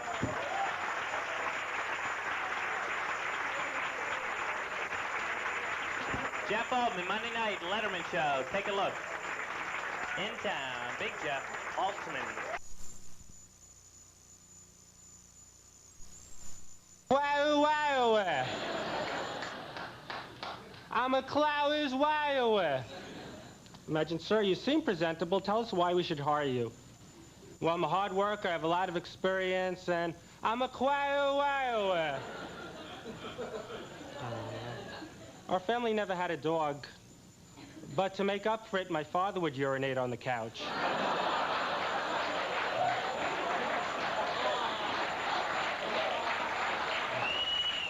I take his head, I shove it in the couch, I rub it there. It's like, naughty, what did you do? Father's not very smart. Last year we were on a cross-country trip. Every time we came to a toll booth, he thought he was saving money by having the rest of us hide in the trunk. He's going, 1 please, ha ha ha. But I don't live at home anymore. I live here in New York, and today I was on a bus. This guy gave a seat to an old lady. She had no idea how to drive it.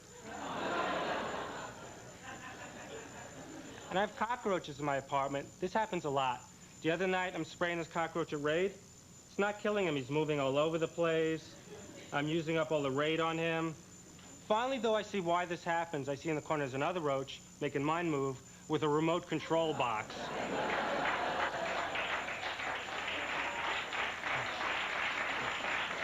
Him and his friends are laughing at me, doing the high five. It's kind of degrading.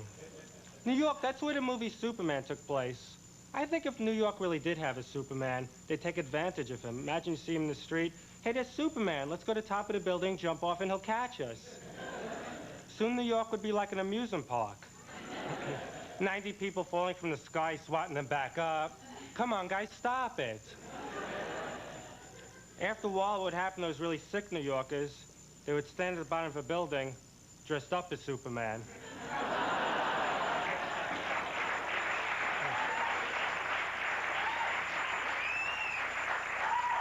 Yeah, I gotcha.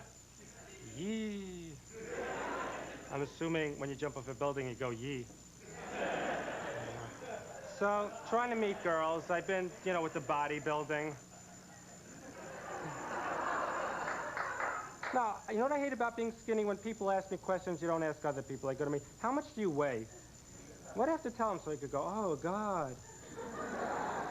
I mean, you don't go to someone who's bald and go, what's the circumference of your head?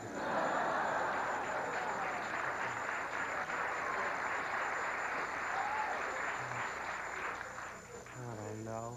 I was actually in bed with this girl a few months ago, and not the joke. She goes, no sex, we're just gonna sleep, we'll be friends. What friends do that? I played basketball with my friend the other day, and I said, what do you want to do now? Let's take a nap together. Imagine, like, where's your husband Bruno? Oh, he's with the guys from the bowling team, they're having a slumber party. So this girl last week, she said she was a virgin, and it would cost me an extra $10.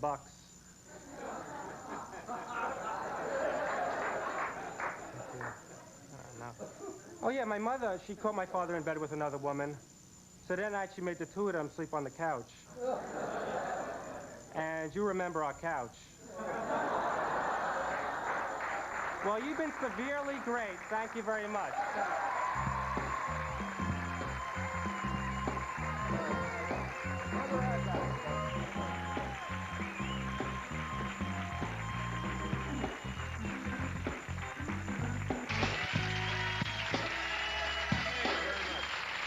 Fred, nice to see you again.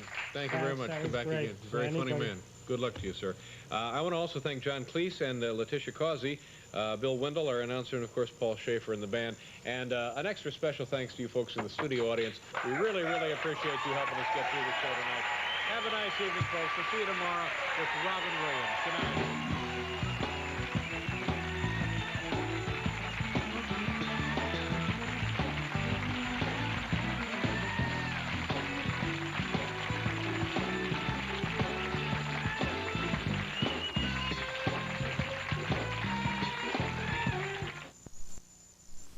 Has no idea what's being said. He always has some totally inappropriate comment to make. The guy goes, we're talking about the Mideast crisis, the Arabs and the Jews, one of the most explosive issues of our time. We want to know how you feel. The number's 525-1200. Hello, you're on the air. Yeah, how much should a hamster weigh?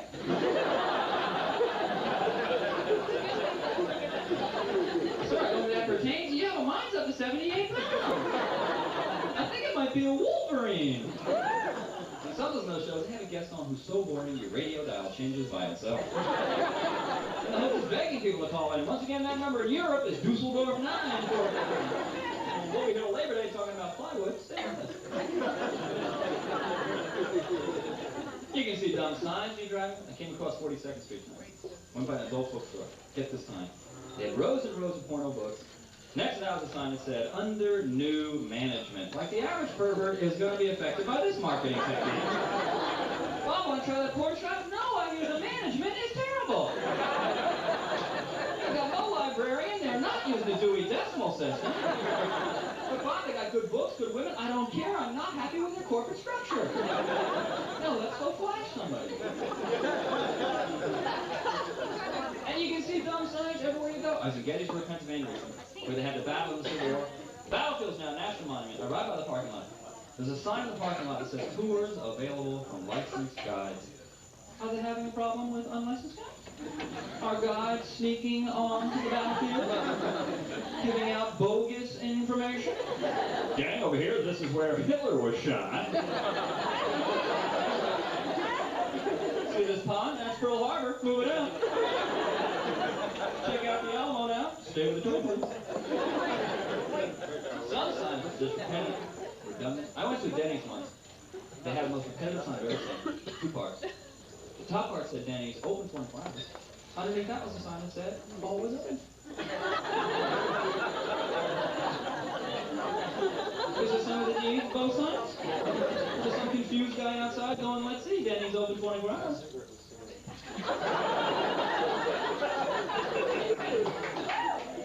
It's 2:30, they open now?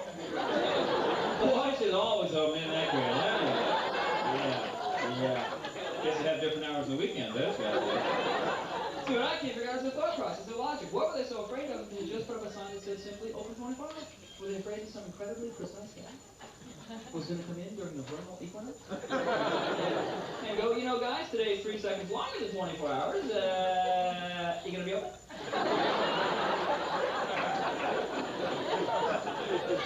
Why do I ask? Frankly, your sign's a little vague.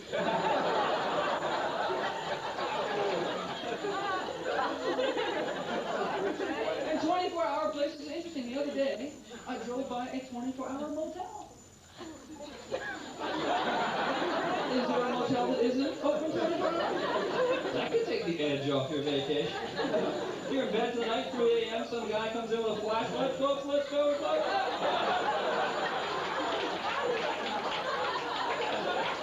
Back it up, show's over. And we say, good morning, sir. Check our sign. We're a 19-hour motel. Everybody's in the parking lot in their pajamas. You know, where should we go now? I don't know. Denny's? Are they open always? They go to Denny's, it's closed. What's the matter? Vernal equinox. We gotta wait in the car for 2 hours. But I like to travel. Someone mentioned Italy. I was just in Italy on vacation, and while I was there, I visited some ancient Roman ruins. And for no reason I could figure out, the ruins had a maintenance department. How do you maintain a ruins? The foreman come in at 9 o'clock and go, fellas, leave it the way it is.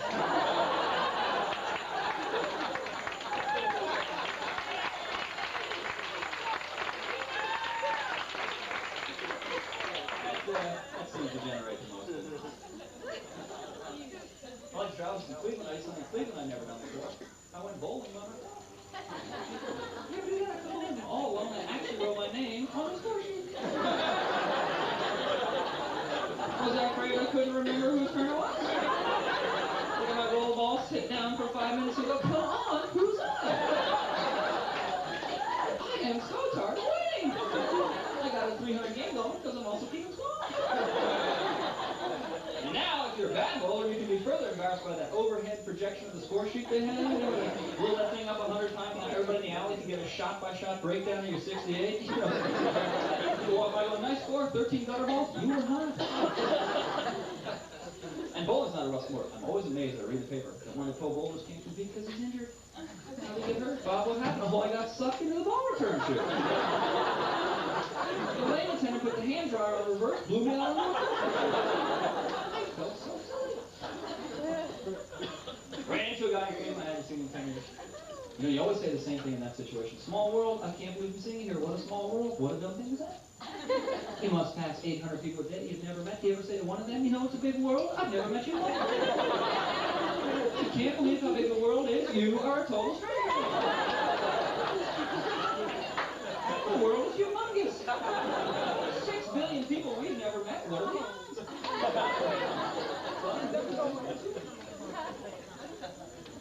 Reading pair today. I was reading up today. Emily Post, the etiquette woman. Did you know in upstate New York she runs a summer etiquette camp for boys 8 to 14? What a dream some of this must be. Is there really a demand for this service? You ever heard a 9-year-old go, Mom, I'm so gauche. Please, pack me off the etiquette camp. I want to go on a black tie canoe trip. And these poor kids, you know, they get harassed to go back to school in the fall. Tell you what you do this summer. I went to etiquette camp. Oh, you want us to beat you up now or after? You tell us what's proper.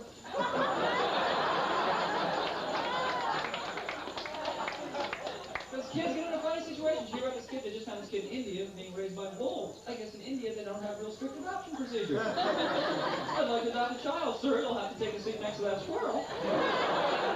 We got a mongoose coming in for triplets. Oh, you just wait your turn. You think I have a chance? Hey, you're a male. Speaking of kids, I just saw him visiting my family. I saw my mom was quite she's very funny. You remember the show Mr. Ed? Yeah. Right. I remember as a kid watching that show with my mom, just to give you an idea how sharp she could be in a kid. In all seriousness, she asks me, how did they get that horse to talk? Now, I said, Mom, could you be a little more out of it and still be a human being? She goes, no, I'm serious. How do they? I said, well, you see, Mom, off camera there's another horse who's a ventriloquist. She says, oh, I see, so Mr. Ed's a dummy. I said, yeah, I think the concept's starting to gel for you now. Not a great dresser either. You ever have your mother come downstairs wearing an outfit that was just, ooh, frightening to look at? I think what Liberace would have said, that's just too loud for me. My mom used to put on bright green corduroy pants with red frogs on them and then want to have a serious conversation with me. Yeah, the key to success is hard work and discipline. Is that right, Mom? What time do those pants do back at Disney? I'm pretty sure Goofy's lecturing tonight. You gotta use the pants as a visual aid. But she loves kids. In fact, I'm the oldest of 14 children. 14 kids. Yeah, she's a pretty good Catholic. Worked on a commission basis for the Pope, apparently. Yeah. And I'm the oldest. I think it's hard to be the oldest. A lot of people argue. They say it's hard to be the middle kid, or the youngest kid, or the kid with no lungs, who's me. But the oldest is hardest. You know why? When you're the oldest, your parents are parents for the first time. They don't know what the hell to do with you. You're engagement. They're always experimenting. Let's see if it floats. By the third kid, keep him out of the water, Mark. Yeah, that first one still looks like a prune. But she loved kids. In fact, after she had 14 kids, then she decided she wanted to adopt. Just what I need. I'm battling 13 brothers and sisters for a seat at breakfast. Now I gotta chase a couple of Korean kids around the house. Give me back that Pop-Tart hot thing.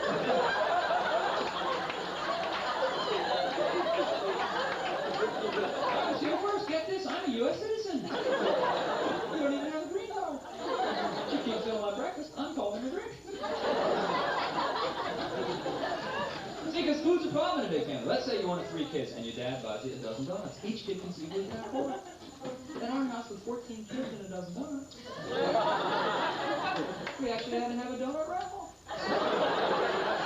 As I say kids, I'm thinking the 12 numbers between 1 and 14. It was like playing the Daily Donut Double. Did you win? No, I haven't had a donut in 6 years. Oh, at Christmas they picked the Jolly Trifecta. Just walking around trying to handicap it. I think I'll put number 6 in the glaze for show. Then maybe I'll box the cream quinella. Yeah. My mom's got a hat rim on working the $2 window. Come on, kids, get those back. I don't want to aggravate your fun. My father's funny too. He's one of these guys who likes to talk back sarcastically at TV commercials. You know, some guy would come on very sincere. Do you have a problem with dandruff? Yes, it's blocking the driveway. Maybe we can help. Well, you better bring a bulldozer down. I can't make the car. We didn't travel much. My dad never took us anywhere unless the kids were heavily sedated. These kids all Dramamine, 14 kids in the car going.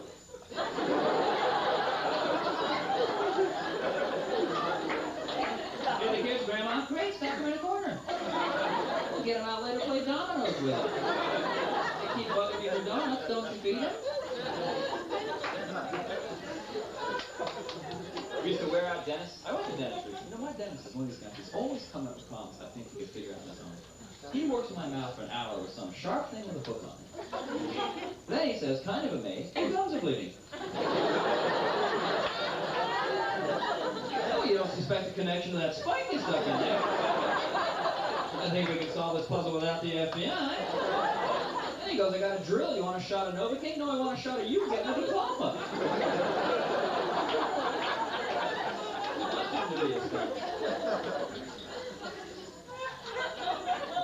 So I also went shopping today. I went down to Bloomingdale's to do a little clothes shop. You know, these clothing stores are getting too trendy. You know, they're starting to treat the clothes like people. I bought these pants because the pants had a little tag on it that said the pants were relaxed and confident, which I was happy to hear. I hate to walk around wearing emotionally disturbed clothes. You go to a party, your pants have a breakdown. What's the matter with psycho trousers? I start yelling, get him off me! He's crazy! When I went to section of Bloomingdale's, I'd never been before. The cosmetics shop. That's a whole different world in there. Most of us are walking, they got these aggressive people trying to spray you with herpes.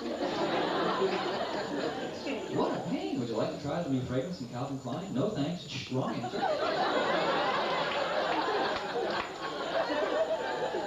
Yeah, I was on my way to play rugby with some Hell's Angels. Now Now they'll probably chide me in a good-natured way. And you know some places like the Clinique now? They got the employees wearing these white laboratory coats. Like suddenly makeup is serious medical business.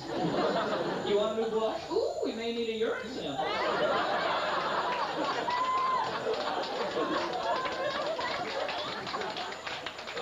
I'm having a cough with this petri dish. It's so intense, I expect to see a woman coming on the stretcher. What's the matter, Doc? Mascara overdose. Oh my. Pulls her down immediately. When will people learn the dangers of makeup use? But I'll tell you, if you do enough shopping, you can get some real insights into human behavior. You ever been like a bank or a fast food place with only one line? And everybody's standing looking kind of fidgety and impatient, and just then, another line opens up. This brings out the best in people. If I was in a hurry, I'd knock over Mother Teresa. Boom! Pardon me, Terry. No, I think I pretty clearly had a step on you there.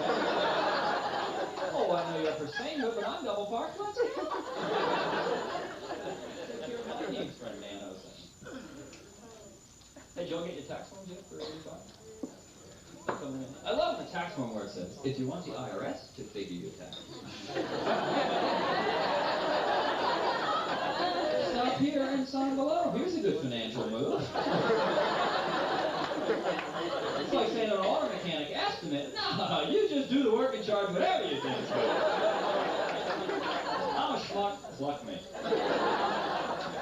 You ever try to get an estimate from a mechanic? They get a little vague on you. How much that valve job going to be? Oh, it'll run you. Yes, you're going to put me. Well, seriously, how much exactly? Oh, $400, close as I can get. I feel like giving half the money and saying, hey, close as I can get. I'd like to be closer, but I don't see it happening.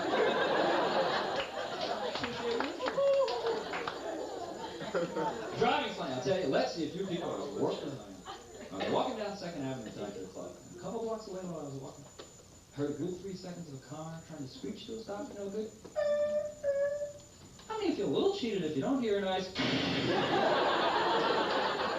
You start leaning in that direction, kind of rooting for the guy. Come on, baby, come on! When there's no crash, you're actually upset. Like this guy should have wrecked his car just so you could go, nice! I think that was a dog. So what else? I got a new watch for Christmas. In fact, my watch is waterproof down to 300 feet, which is a feature I use pretty much daily. If I was 300 feet underwater, I would not need a watch. Because basically I would know, it's time to go. Yep, when my eardrums start playing Wipeout, I'm out of here. But you ever look at your watch and just kind of wonder when time started? I mean, when was the first day that started keeping time? Had to be a first day, right? Because the one time there was no time at all. Must have been frustrating to ask, do you have a time? And you're back, I don't even know what you're talking about. No such thing as far as I know. So when was the first day? I mean, one afternoon, did the caveman just go? It's Tuesday, about 6:30. Set your sundial, and let's go! See, then I got into BC before Christ. This is another concept I never understood. Because in the year, say, 128 BC, how did they know Christ was coming in 128 BC? And if he was that important, why did they give him such a hard time when he showed up? He was on time.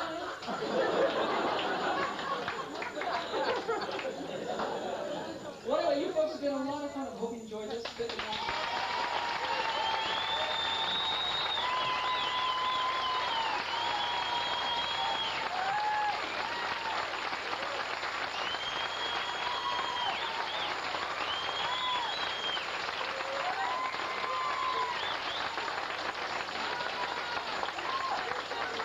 Joe Bolster.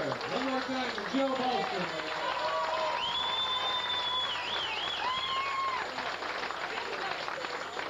And a walking ovation for Joe Bolster. Apparently the entire... We're gonna have bowling here right now. Everybody has left with Joe Bolster. When you see a comedian, when you just get up and leave with that comedian, see somebody you like. That's how we work it here at the Comic Strip. Apparently the world's largest piss break has just taken place. I've seen people go to the bathroom together, but this is ridiculous. It's like synchronized bladders. So we were saying,